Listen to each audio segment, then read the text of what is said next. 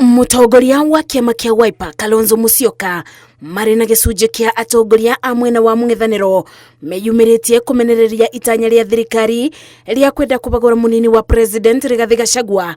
Kalonzo akiuga njama ĩno nĩ ya kũbinga a Kenya maitho nĩguo mariganĩrwo nĩ ciĩko cia ungumania na iria iratabanio nĩ thirikari. The issue here is not Gachagua. The issue is what you have just been talking about. But Gachagua is being used as a smoke screen. Akimenereria ambunge arĩa maranyitaga mbaru ndereti ya kubagũra Rigathi Gachagua, Kalonzo augĩte nĩkĩeba kuona ambunge 282 marathire mũgarũ na wendi wa arĩa mamathurire o ũndũ ũmwe na mũingĩ wa Kenya.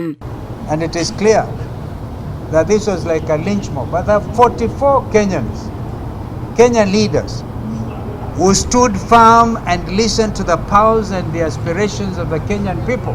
Ibinda-inĩ o rĩu mũtongoria ũyũ augĩte mwĩyendo mũnene wĩyũire atongoria-inĩ kuona ndereti yarĩ mbio ya kwendio kwa kĩbaro kĩa ndege kũrĩ kambuni kĩũmbe ya Adani rĩu ĩbana teriganĩire ona thutha wa mũingĩ na ikundi cia gũtetera iboto cia ũmũndũ kumũrũrũka kũregana na itua rĩu. Impeachment drama was a smoke screen that was meant to divert the attention of Kenyans and provide cover for these multi-billion deals to be sealed by the bread-based government.